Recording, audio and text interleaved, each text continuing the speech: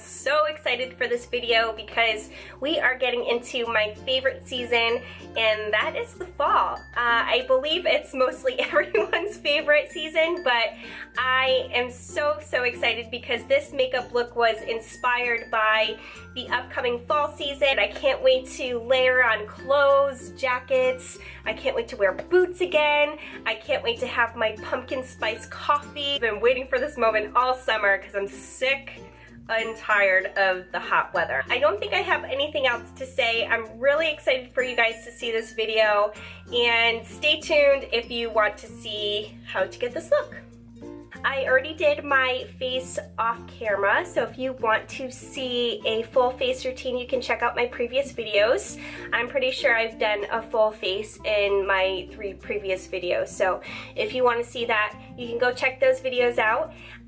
But today we're just going to focus on the eyes. I really want to explain to you guys why I'm using certain brushes, why I'm placing certain colors on certain parts of the eye, and just really get down to the basics of the eye. So that's what we're going to do today. So starting off, we're going to start with our primer, and I'm using the Wet n Wild Photo Focus Eyeshadow Primer. I'm just going to be dabbing this onto the eye.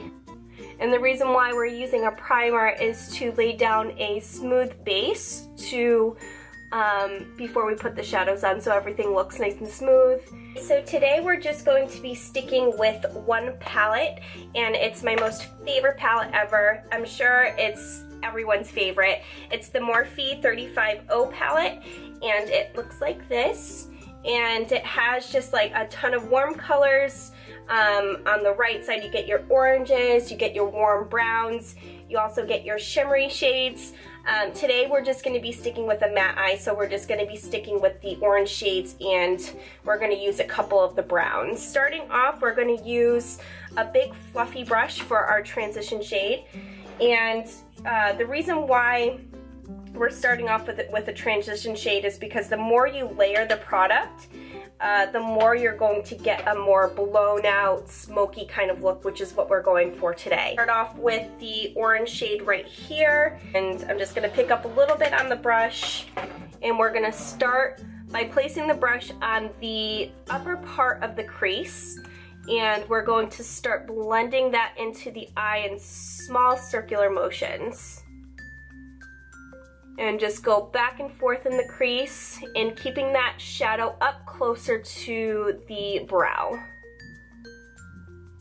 And again, notice I'm using small circular motions to really blend that color in. Really gonna build this color up to really get that orange to show through. Just building up that color. There we go. And again, I'm keeping the color closest to the brow and using small circular motions and windshield wiper motions to really blend that color in. I'm going to jump into the second color. The point of this is to start with the lightest shade up at the highest part of the eye, which is closest to the brow, and then as we get darker with the color, we want to get lower and lower into the crease. So for the second color, we're going to go into this really warm medium tone brown. I'm going to use my Zoeva 231 Luxe Petite Crease Brush and pick up that color on the very tip of my brush. We're going to focus this color a little bit lower than the orange color that we just laid down. And I'm going to place my brush on the very outside, wiggle it in there, and then slowly work it back and forth into the crease, and just making sure that we're not bringing this color up too high. You can't really see the brown yet, but we're going to build that up to the color that we want it to be. I've picked up a little bit more product on my brush, and we're going to do the same thing. We're going to start on that outer corner, keeping the product low and below that orange color, and bringing it in, and just really being careful not bringing that color up too high. And we're just gonna keep building that color up until we are, again, satisfied with the color payoff.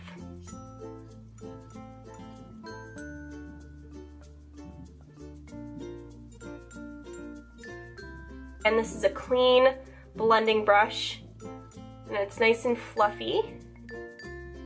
And we're just gonna go in and blend out those corners and those edges. I'm using a mix between this brown here and then the darkest brown in the palette here. So this one, this brown, and this brown. And I'm just gonna mix those two together. And we are gonna be placing this color all over the lid.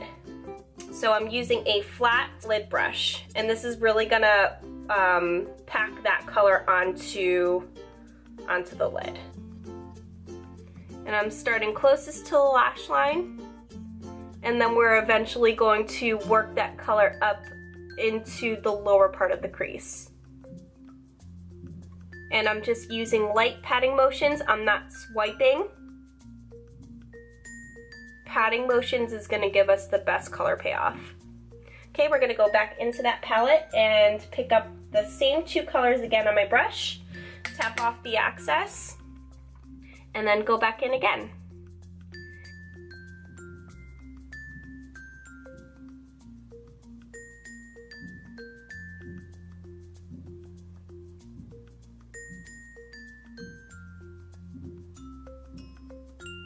Now we're gonna go in and blend it out just a little bit, and I'm lightly blending that color out. And just notice that I'm using very light, I'm being very light with the circular motion, so I'm not moving the product all over the place. Okay, I think that should do it for the lid and the crease. And now we're going to move on to the lower lash line, and we're going to use the same three colors that we used on the upper part of the eye. So I'm going to go into that orange color that we used for our transition shade, and I'm using it on that same fluffy brush and swiping it back and forth on the lower lash line.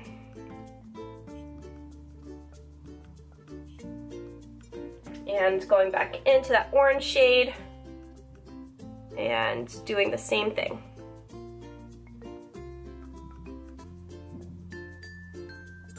Second color, and it's that medium warm tone brown from the same palette, and placing that a little bit lower than that orange color, so closer to the lash line, and slowly working that in from inner corner to outer corner, and make sure that you're connecting it with the colors that we put on the upper eye.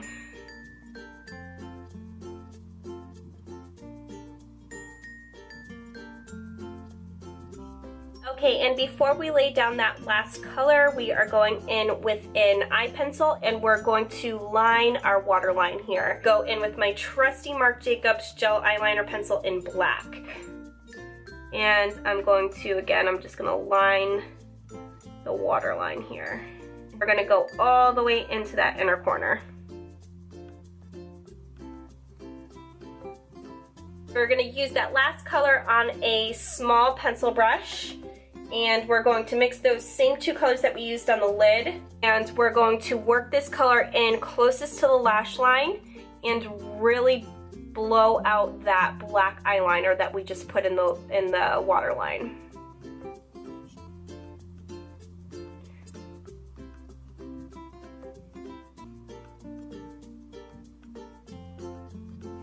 Again, keeping it really close to that lower lash line.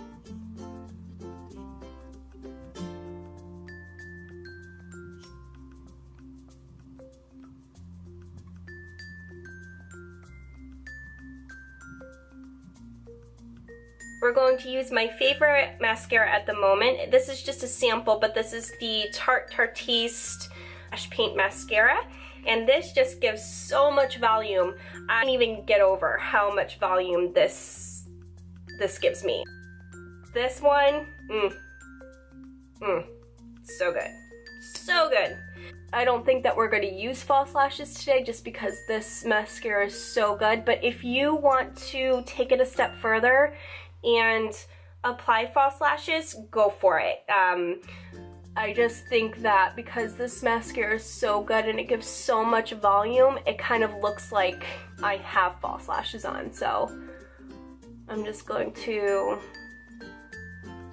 apply a few coats of this to the eye.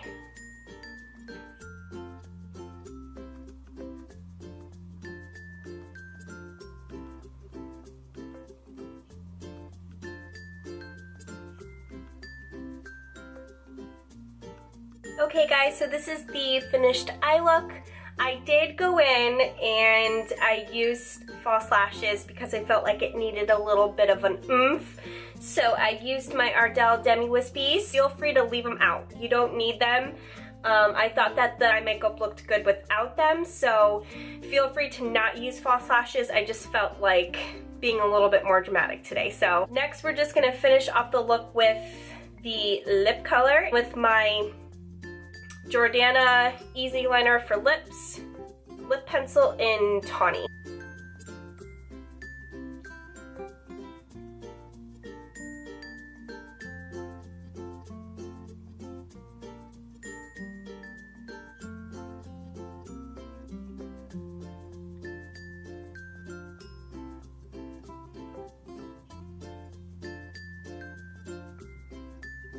And on top of that, we are using the Milani matte lipstick in the color 61 Matte Naked.